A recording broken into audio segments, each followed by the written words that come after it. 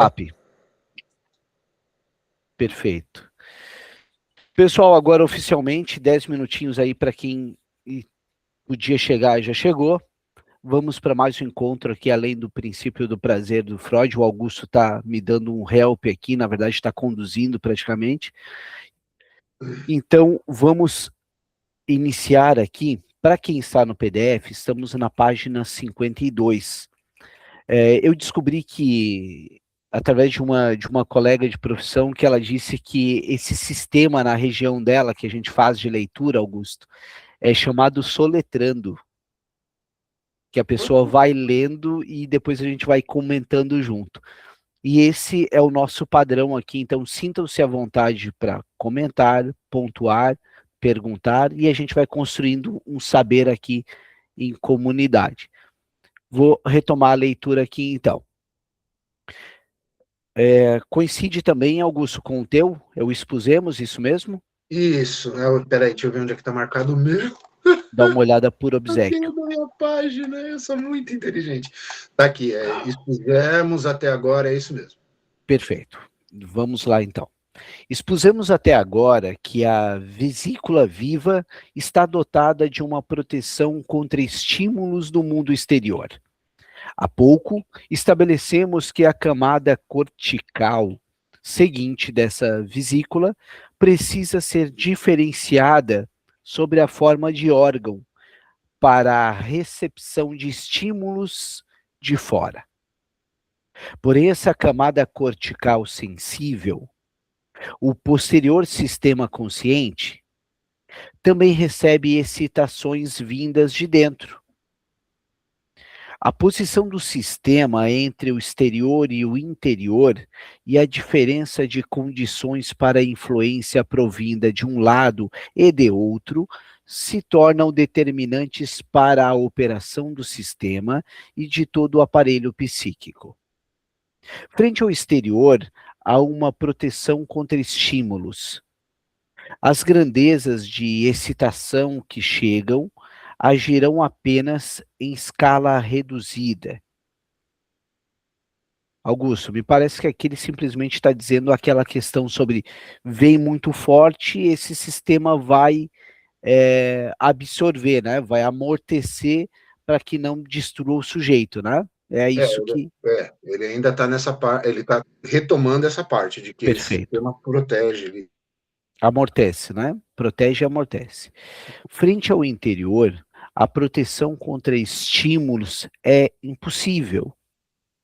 As excitações das camadas mais profundas se propagam pelo sistema diretamente e em quantidade não reduzida, na medida em que certas características de seu fluxo produzem a série das sensações de prazer, desprazer. No entanto, as excitações provenientes de dentro, segundo sua intensidade e outras características qualitativas, eventualmente segundo sua amplitude, serão mais adequadas ao modo de trabalho do sistema do que os estímulos que afluem do mundo exterior. Porém, duas coisas são determinadas decisivamente por essas circunstâncias. Vamos ver que coisas são. Primeira circunstância, então. A prevalência das sensações de prazer e desprazer, que são um indício dos processos no interior do aparelho sobre todos os estímulos externos. Segundo, uma orientação do comportamento contra aquelas excitações internas que produzem um aumento de desprazer grande demais. Surgirá a tendência a tratá-las como se não agissem de dentro, mas de fora, para que se possa empregar contra elas os meios defensivos da proteção contra estímulos. Essa é a origem da projeção, a qual está reservado um papel tão grande na causação dos processos patológicos. Meu caro, por gentileza, contribua conosco. Gente, ó, eu vou mexendo aqui no texto e vou acompanhando. Eu acho muito interessante essa parte do texto, porque eu sempre tenho essa sensação que em alguns momentos o Freud ele abre uma porta e fecha. Tipo, abri para você dar uma olhadinha e fecho, porque depois eu vou voltar aqui. Mas quando ele menciona Kant, né, naquela parte do tempo, né, ele tá tocando numa questão filosófica ali, né, que o Kant ele dizia que o tempo e o espaço não são coisas que encontramos no mundo, mas formas através das quais organizamos a nossa exigência no mundo. Isso ele está falando lá no parágrafo anterior, mas é porque faz link com esse, tá? O Freud ele faz uma observação aqui, ele, ele diz que os processos inconscientes, e aí a gente falar isso hoje meio que tipo, né, são atemporais. Não é apenas que o inconsciente não conhece relógios ou calendários, ele está tratando isso. É que nele as experiências muito antigas podem continuar operando como se fossem atuais. Até aí eu acho que a gente concorda com isso, já meio que não tem muita discussão nesse sentido, né? Qualquer analista reconhece isso hoje clinicamente. Algo vivido há décadas atrás pode aparecer numa transferência com uma intensidade que parece pertencer ao presente. Aliás, eu vou Perfeito. mudar isso, né? Porque assim, eu não sei se todo mundo aqui já está atendendo, mas vocês vão perceber isso na clínica muito forte quando vocês começarem a atender. E algo vivido lá atrás, quando a pessoa traz para cá, ele está vivendo isso no presente, tá? E eu tenho a impressão que o objetivo aqui não é discutir filosofia, óbvio. Eu tenho a impressão, é ótimo. Lógico que não é discutir filosofia. Uhum. Ele está voltando para a questão da proteção contra os estímulos. E chama a atenção a frase em que ele coloca, né, que existe proteção contra os estímulos externos, mas não existe proteção contra os estímulos internos. Se a gente pensar na metáfora da vesícula, e a vesícula começa a fazer algum sentido, né, porque biologia não é minha área, o organismo consegue criar barreiras para o que vem de fora, mas não consegue fechar a porta para aquilo que nasce dentro dele. E é justamente aí que aparece a importância do prazer e do desprazer. Eles funcionam como sinais internos, vem de dentro, aviso sobre o status do aparelho. Por isso Freud diz, eu acho que é isso, por isso que o Freud diz que as sensações de prazer e desprazer acabam tendo uma prevalência enorme sobre os estímulos externos. O final do trecho para a clínica hoje, é quando ele traz para a clínica, né? Quando certas excitações internas produzem desprazer excessivo, acho que é isso que ele está trazendo, o psiquismo tenta tratar elas como se viessem de fora. E é aí que nasce a projeção. Ou seja, a projeção não aparece aqui como um mecanismo de defesa. Ele não aparece aqui como um mecanismo de defesa, né? Ele, entre outros mecanismos. Ela surge aqui quase como uma solução econômica. A gente sempre tenta lembrar que Freud ele trata tudo como uma questão de energia, de economia, pulsão. Então, para o aparelho dispensar energia para um lugar, ele dispensa menos energia para outro. Então, ele surge aqui como uma solução econômica. Aquilo que é insuportável reconhecer como próprio é experimentado como se fosse externo. Né? Ele está mostrando que o aparelho psíquico não se defende apenas do mundo, ele precisa se defender também de si mesmo. Né?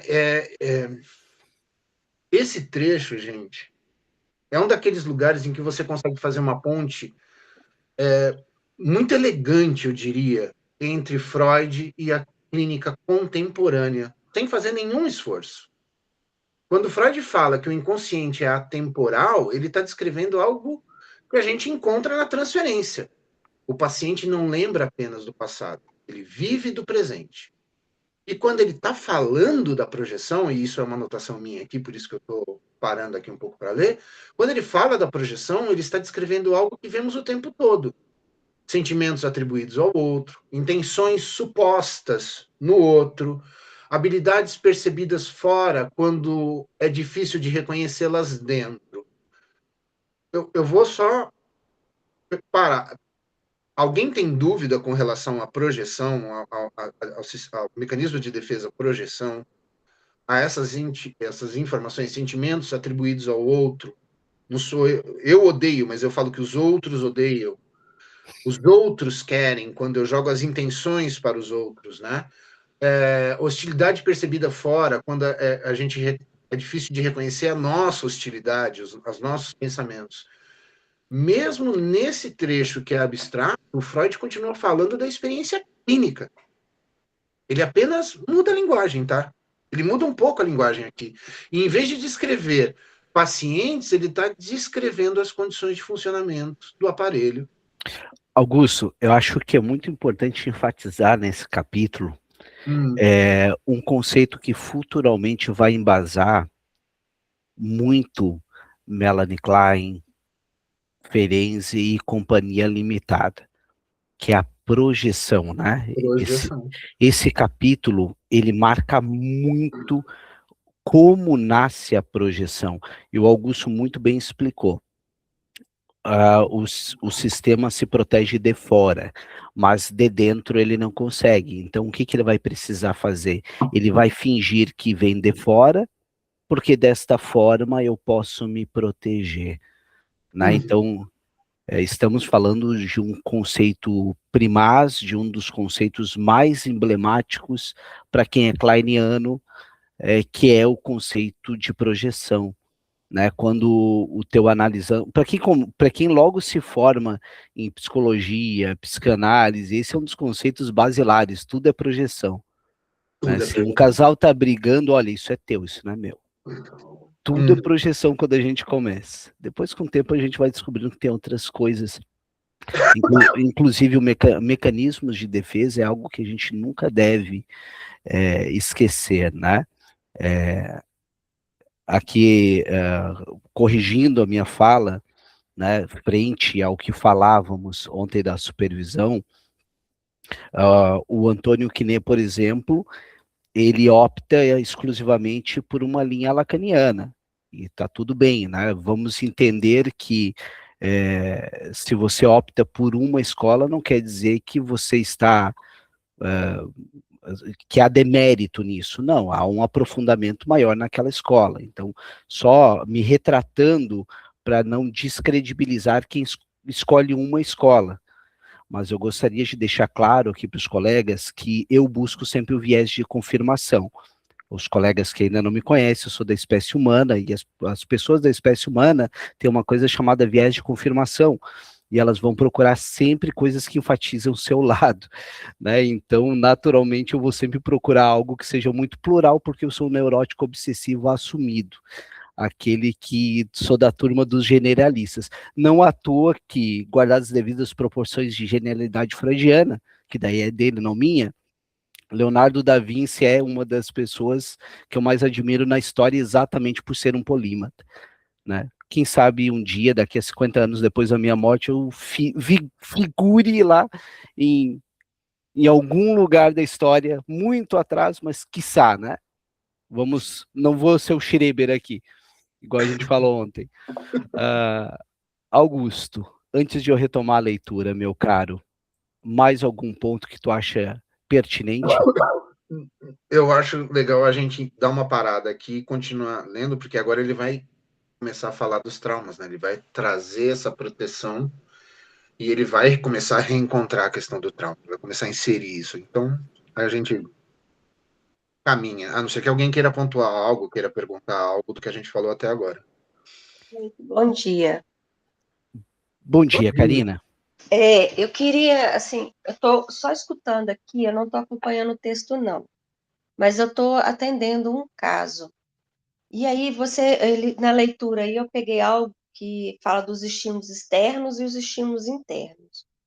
No caso da paciente que eu tenho específico, ela luta com estímulo interno, porque ela se mutila, ela se machuca. E ela teve trauma, e ontem ela me contou mais coisas ainda, enfim, eu sei que já tem quase um mês, eu já estou acompanhando ela já tem um tempo, né, eu comecei esse ano, mas desde o Dia das Mães para cá, ela não se mutilou mais, e ela está gostando muito da análise, né? E aí ela vem contando o sofrimento dela, eu escuto ali, aí teve um dia que ela, bem lá no início, ela virou para mim e falou assim, você vai achar muito estranho, mas eu sinto prazer quando eu me mutilo. Eu falei, não, por que que é estranho? Aqui eu não estou para te julgar, estou só para te ouvir. E aí, a luta dela, no caso, não sei se eu estou fazendo um link correto com a leitura, é esse estímulo interno, né? Que quando acontece alguma coisa que ela se frustra, ela começa a se punir, começa a se cortar. Seria isso? Augusto, deixo contigo. O que que tu acha? Cara, entro com muita delicadeza nesse tema, porque quando a gente fala de mutilação, a gente tem várias teorias nesse lugar, de automutilação, né? Então, cara, como é que eu falo isso? Porque senão eu tenho medo de entrar em um ponto e a gente extrapolar. Mas geralmente, quando a gente lê sobre automutilação, não tem nenhum paciente nesse lugar, nunca peguei algo assim na clínica. Tá, posso contribuir? Por favor. Estamos falando de questão de cutting, é isso, Karina? É cutting? É do texto acima que ele falou, e aí, assim, que eu peguei foi que ele falou dos estímulos internos e os estímulos externos. Quando quando o Augusto estava falando da parte do consciente, que é atemporal, que a pessoa vive naquele trauma ali, né? Então, pelo que eu estou entendendo, aí eu pensei nessa minha paciente, que a luta dela não é com os estímulos externos, é com os estímulos internos. É uma luta dela com ela mesma. É só que aí eu iria por um outro lado, Karina. Quando a gente está falando de cutting, o Freud ele é perfeito para tratar neuróticos. O Freud é inquestionável para neuróticos.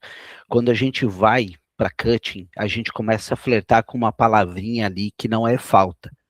É o que o Augusto falou, a gente começa a flertar com vazio. Geralmente a gente acaba indo para esse lado. Geralmente. Por que que eu estou te falando isso? Porque geralmente, né, nota esse depende, a gente está indo para uma clínica do vazio, a gente está indo para pacientes limítrofes, geralmente. São pessoas que não têm um vocabulário de afetos e precisam marcar no corpo porque a palavra não dá conta. Só que eles não sabem propriamente o que estão sentindo.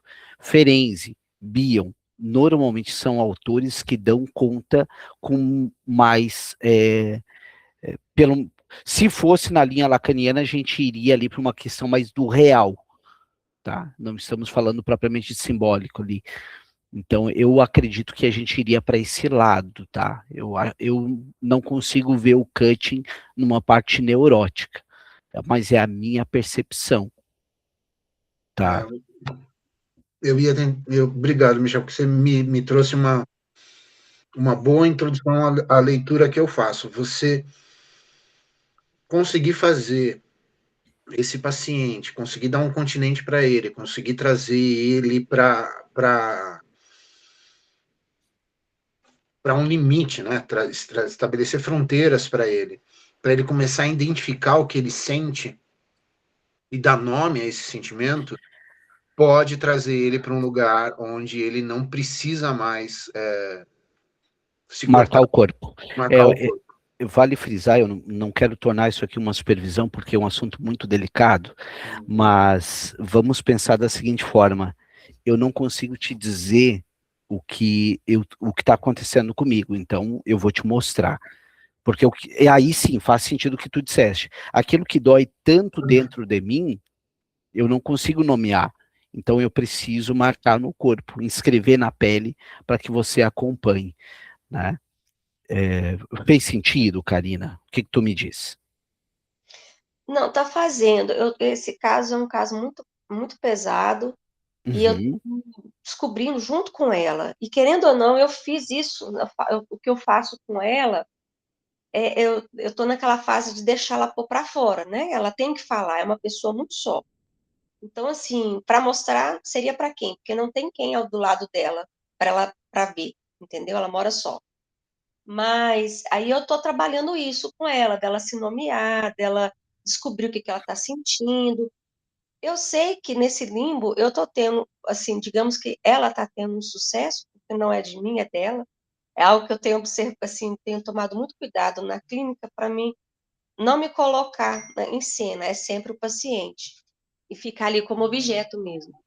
E eu falo muito isso com ela, dou parabéns para ela pelo trabalho dela e ela tem conseguido, tipo, quase mais de um mês a não se cortar. Enfim, o trabalho está sendo esse. Mas o que vocês me falaram me deu um norte aqui, eu vou procurar mais coisas. Perfeito. Então, Rita, faz a tua pontuação e a gente volta para a leitura aqui para dar conta, para aproveitar a leitura. Me conte. E é uma pergunta aqui. E nós estamos falando de estímulos internos e externos. Em a origem dos estímulos internos, como que você vê?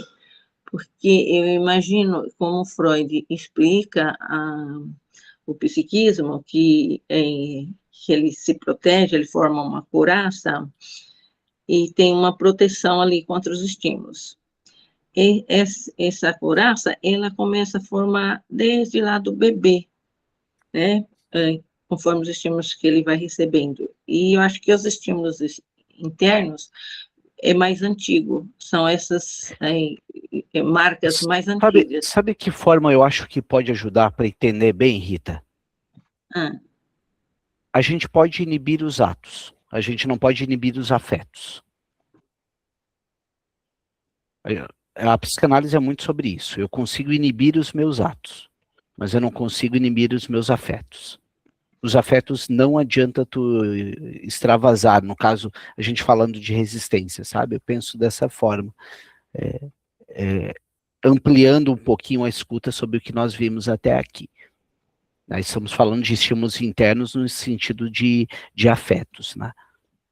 Eu entendo dessa forma. e não é desde do recém-nascido, lá no desamparo, que ele vai Sim, formando, né? sim. Então, esses traços mnêmicos, elas são mais difíceis do próprio paciente encontrar, né? Os traumas mais recentes, mais abruptos, você tem até uma ligação de quando aconteceu, mas Uhum. os traumas da infância você não tem a mínima ideia por que aquilo está acontecendo. É que nós temos também as memórias encobridoras da infância, né? Também tem esses pontos. Mas, sim, a gente pode falar, inclusive, ali de teoria do apego. Aí eu estou escapando do Freud, eu estou indo para o John Bowlby, né? O apego seguro, o apego evitativo, o apego ansioso, o apego desorganizado, né? No momento que eu vou nascendo, o Hill-Fuchs-Clyde, que é o desamparo estrutural nosso, aí eu caio no Winnicott, de acordo com esse apego, de acordo também o suporte materno, o holding, vai direcionar as minhas proteções ou não, né? Então aqui eu Então, estou fazendo uma costura entre Freud e o Winnicott, uhum. mas Mas é você por aí poderia que a gente pensar vai. em Melanie Klein também, né? Poderia, eu só não conheço a Klein o suficiente para falar da Klein, então por isso que eu falo muito pouco dela.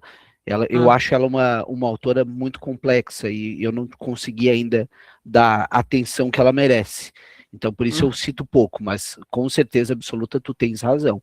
A Klein faz todo sentido. Embora a Klein trabalhe com ego arcaico, a Klein trabalha com esse superego arcaico, e quando falamos do ego arcaico, falamos de um ego intrauterino, o Raskovski também trabalha, o Arnaldo Raskovski é argentino, e o Freud não trabalha com esse ego intrauterino, né? Aí a teoria dos dois briga. né? Não sei se eu confundi mais a Rita, mas eu acho que um pouquinho a gente sempre tira das pontuações um do outro. Obrigada. Tá? De nada. Eu vou ler mais um pouquinho para a gente ir conversando aqui. Tenho a impressão de que, por meio das últimas reflexões, nos aproximamos da compreensão do domínio do princípio do prazer. Não chegamos, porém, a um esclarecimento daqueles casos que a ele se opõem. Por isso, vamos dar um passo. Aquelas excitações de fora, que são fortes o bastante para romper a proteção contra estímulos, são chamadas por nós de traumáticas. Acredito que o conceito de trauma exige tal relação com o impedimento de estímulos normalmente eficiente. Um acontecimento como o trauma exterior, certamente produzirá uma tremenda perturbação no funcionamento energético do organismo e colocará em movimento todos os meios defensivos. De início, porém, o princípio de prazer é revogado. A inundação do aparelho psíquico com grandes quantidades de estímulo não pode mais ser detida. Faz-se necessária, antes, outra tarefa: a de dar conta do estímulo, de ligar psiquicamente as quantidades de estímulos invasoras para não despachá-las. Augusto, queres pontuar esse parágrafo? Ou sigo mais um pouquinho? Eu ia falar para a gente seguir mais um, pelo menos. Vamos lá. É provável que o desprazer específico da dor física resulte do rompimento em extensão limitada da proteção contra estímulos. Desse ponto da periferia, aflui então ao aparelho psíquico central excitações contínuas, como normalmente só poderiam vir do interior do aparelho. E o que podemos esperar como reação da vida psíquica a essa invasão? A energia do investimento é convocada de todos os lados para produzir investimentos energéticos de nível correspondente nas proximidades do ponto de ruptura. Produz-se um tremendo contra-investimento, em favor do qual todos os outros sistemas psíquicos empobrecem, de modo que acontece uma extensa paralisia ou redução do funcionamento psíquico normal. Procuramos aprender, com tais exemplos, apoiar nossas conjecturas metapsicológicas em tais modelos. Portanto, desse comportamento, tiramos a conclusão de que um sistema dotado ele próprio de um alto investimento é capaz de receber a energia nova que a ele aflui, capaz de transformá-la em investimento em repouso, ou seja, de ligá-la psiquicamente. Quanto maior o investimento próprio em repouso, tanto maior também seria a sua força ligante. Inversamente, quanto menor seu investimento, tanto menos o sistema estará capacitado para a recepção de energia afluente e tanto mais violentas precisam ser as consequências de semelhante ruptura da proteção contra estímulos. A essa concepção se objetará, sem razão, que o aumento do investimento em torno do ponto de ruptura se explicaria de maneira muito mais simples pela condução direta das quantidades de excitação que chegam. Se assim fosse, o aparelho psíquico apenas experimentaria um aumento de seus investimentos energéticos e o caráter paralisante da dor, o empobrecimento de todos os outros sistemas ficaria sem explicação. Nem mesmo os efeitos de descarga extremamente intensos causados pela dor atrapalham nossa explicação, pois ocorrem por reflexo, isto é, acontecem sem a mediação do aparelho psíquico. A imprecisão de todas as nossas discussões que chamamos de metapsicológicas naturalmente provém de nada sabermos sobre a natureza do processo excitatório nos elementos dos sistemas psíquicos, e de não nos sentirmos autorizados a fazer qualquer suposição a respeito. Ou seja, sempre operamos com uma grande incógnita, que levamos para toda a fórmula nova. É fácil admitir a exigência de que esse processo se efetue com energias quantitativamente diferentes, e pode ser provável para nós que também tenha mais de uma qualidade, por exemplo, a maneira de uma amplitude. Como algo novo, levamos em conta a afirmação broileriana de que se trata de duas formas de saturação energética, de maneira que caberia distinguir entre o investimento dos sistemas psíquicos ou de seus elementos, que flui livremente, pressionando por descarga, e o investimento em repouso. Talvez demos espaço à suposição de que a ligação da energia que flui para dentro do aparelho psíquico coexiste numa passagem de estado livre, fluxo ao estado de repouso. Augusto, queres pontuar agora, meu caro? Vamos lá, vai. Vamos lá que tem bastante coisa agora. Aqui tem bastante coisa. Aqui, ele redefine o trauma de uma maneira muito precisa, né? Ele coloca, o problema não é simplesmente um acontecimento doloroso. O trauma aqui, ele seria uma excitação tão intensa que consegue romper a proteção contra os estímulos do aparelho psíquico. Aí a gente volta, né, no modelo da vesícula, da proteção contra estímulos, né? E isso tem uma consequência muito importante. Quando essa barreira é rompida, o princípio do prazer deixa temporariamente, eu acho que é isso, deixa temporariamente de ser a principal tarefa do aparelho psíquico. Porque até agora o Freud vinha perguntando como a repetição poderia existir apesar do princípio do prazer. E ele sugere algo diferente aqui. Em certas situações, a tarefa mais urgente nem é buscar prazer ou evitar desprazer. É sobreviver à inundação de excitação que o aparelho psíquico está recebendo. Então, assim, ajuda muito a compreender os sonhos traumáticos que aparecem lá no início do texto. Porque eles não estejam tentando realizar, talvez eles não estejam tentando realizar um desejo, talvez eles estejam tentando fazer algo anterior, e aqui começa a surgir a palavra que eu acho central desse capítulo 4, que ela me veio agora, que é ligar psiquicamente uma quantidade de excitação que entrou no aparelho sem ter sido elaborada. Ele começa a tentar fazer essa ligação através da repetição. A ideia de ligação, ela me chama a atenção, porque eu tenho a impressão de que essa é uma das palavras que vão começar a aparecer ali na frente. Eu acho que é isso. Augusto, até é importante a gente até botar aqui, ó, pessoal, a palavra da ligação que o Augusto bem pontuou é essa Bindung, tá? E é uma palavra que no dicionário aí freudiano é importante, sim. Por favor, pode continuar. Porque quando Freud fala em ligar psicamente a excitação, ele está descrevendo, ele parece, né? Isso é parece estar descrevendo o trabalho de transformar uma energia que invade o aparelho de forma caótica em algo que possa ser integrado, distribuído, pensado. E aí ele recorre novamente ao Breuer, né? E a distribuição entre energia livre e energia ligada. A energia livre seria aquela que pressiona por descarga imediata. A ligada seria aquela que o aparelho conseguiu conter e organizar. Então, a ideia da repetição, a ideia do sonho é literalmente ensinar o aparelho psíquico a conter e organizar essa energia, essa pulsão, essa descarga. Se essa leitura que eu estiver fazendo, né, está correta, a gente pode reler tudo que a gente viu até agora sobre essa perspectiva.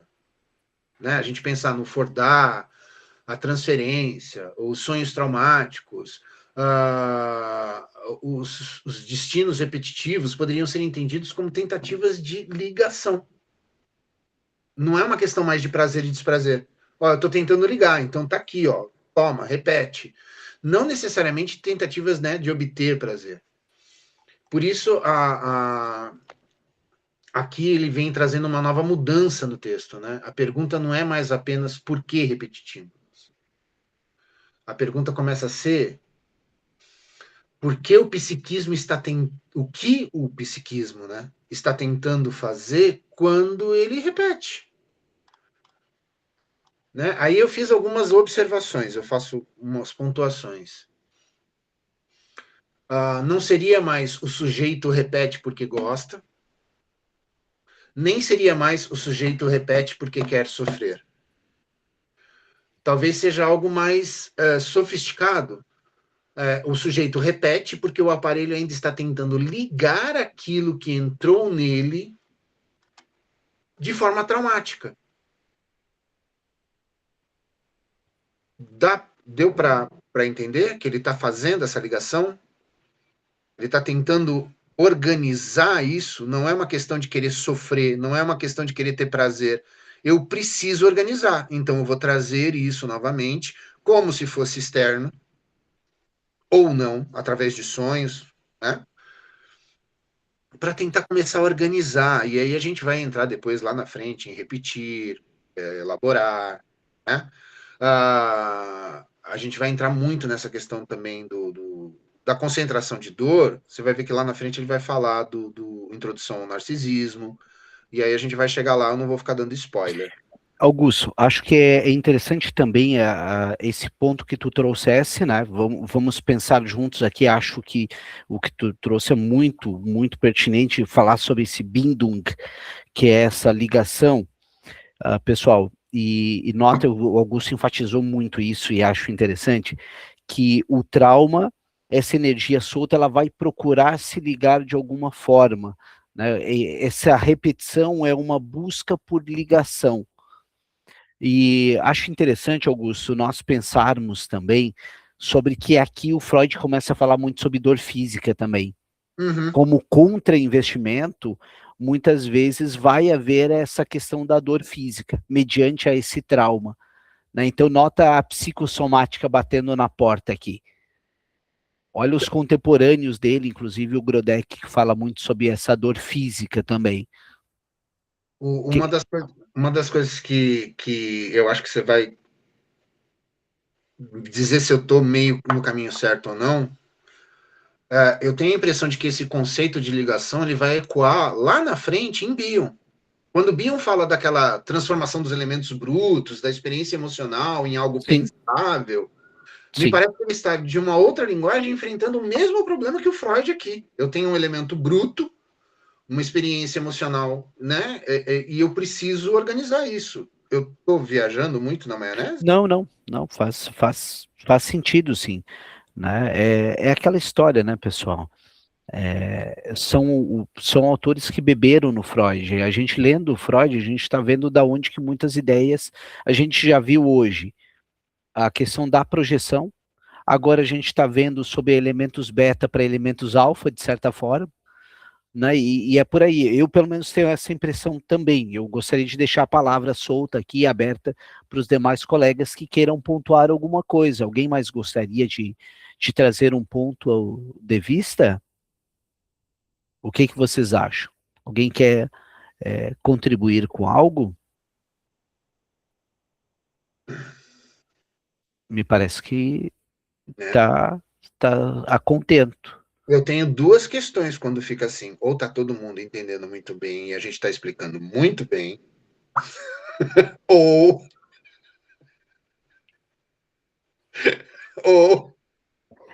Ou a gente está falando de algo que o trauma também propicia, curto-circuito no sistema. Isso que acontece é o curto-circuito. Né? Dá esse trauma, esse curto-circuito, a energia fica solta, vamos partir do pressuposto que estamos tentando entender o que acontece. Né? Mas aqui a gente está falando muito também de uma teoria muito econômica também, né, Augusto? Essa questão de... o Freud, ele vai muito nessa... Quando vocês lerem Greenberg e Mitchell, vocês vão ver que esses autores, elaborando a Karina, eu acho que essa era a palavra que faltava aqui para nós. O Greenberg e Mitchell, eles dizem que Freud e Lacan, eles vão para a escola pulsional, enquanto Winnicott, Klein, eles são psicanalistas que vão para uma escola relacional. né? E aqui a gente está falando muito sobre essa questão de pulsão. Deixa eu ver se o próximo aqui é um capítulo muito grande. O próximo é bem extenso, traz muita coisa, Michel. O que tu acha? Vamos conversar mais um pouquinho aqui? Alguém quer... O Diego pontuou alguma coisa. Eu acho que tem mais alguém que escreveu algo que eu acabei não lendo. Eu não estou lendo as mensagens.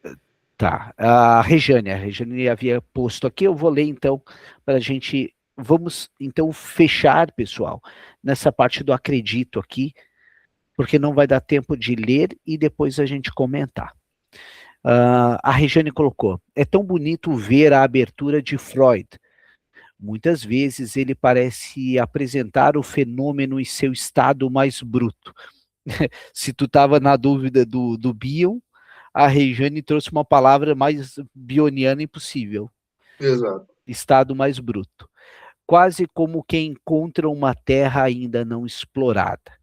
Ele não tenta organizar tudo, nem oferecer respostas definitivas. Compactuo contigo, Rejane. Tanto Freud quanto Bion são dois autores que eu sempre menciono, autores bem generosos. Pelo contrário, deixa perguntas, frestas e caminhos para que outros autores continuem nesse trabalho de elaboração. Clay, Winnicott, Bion, Lacan e tantos outros parecem entrar depois.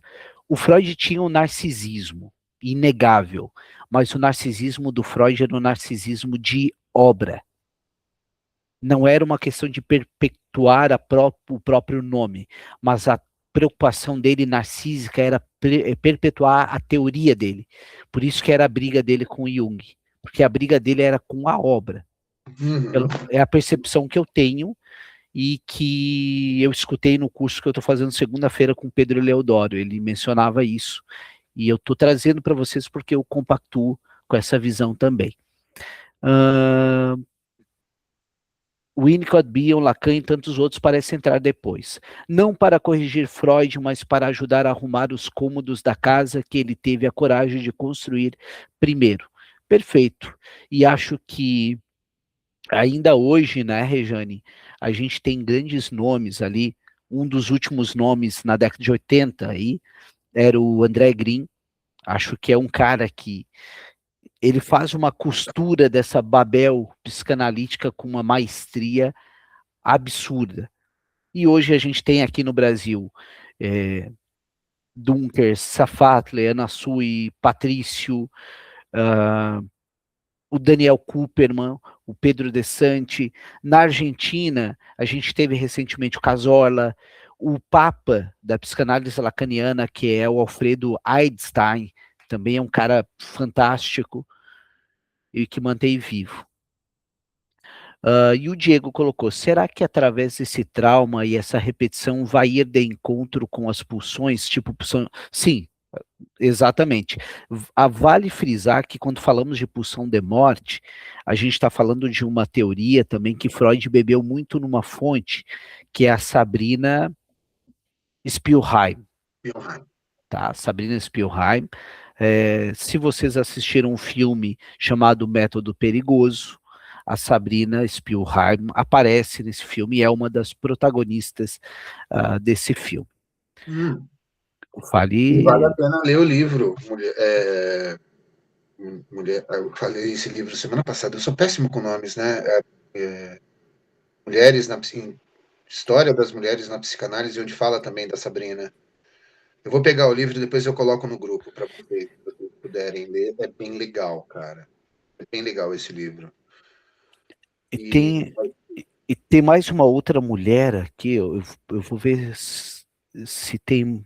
Tá, a Sabina Spielheim, né? Ela é mais ou menos 1920 ali que ela tem. Eu estou vendo se eu acho o nome do livro para partilhar aqui com os colegas. O nome do livro dela. Então, deixamos depois, tu coloca lá então no grupo.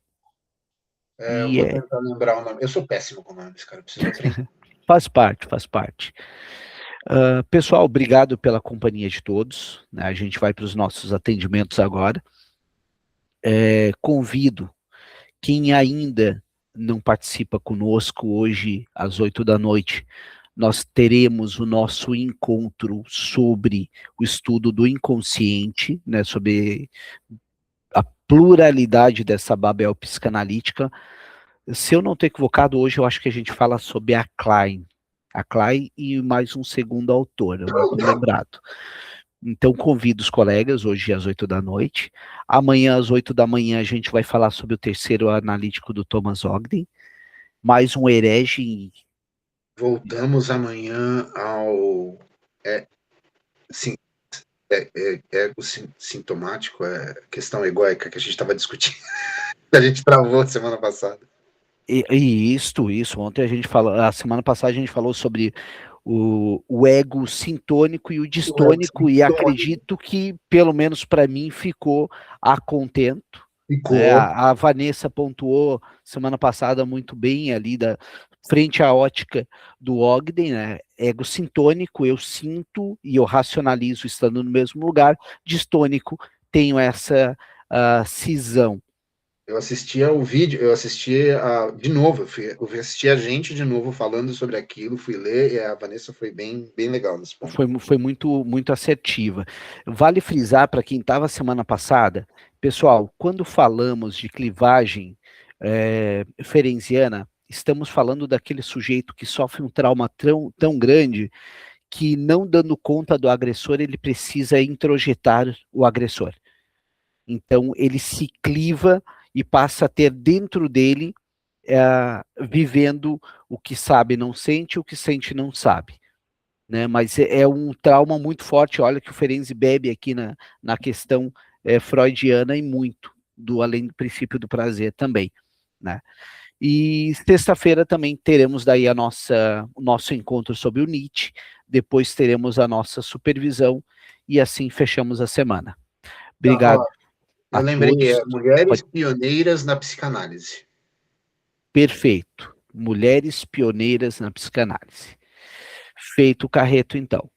Muito grato a todos e até mais tarde. Tchau, tchau.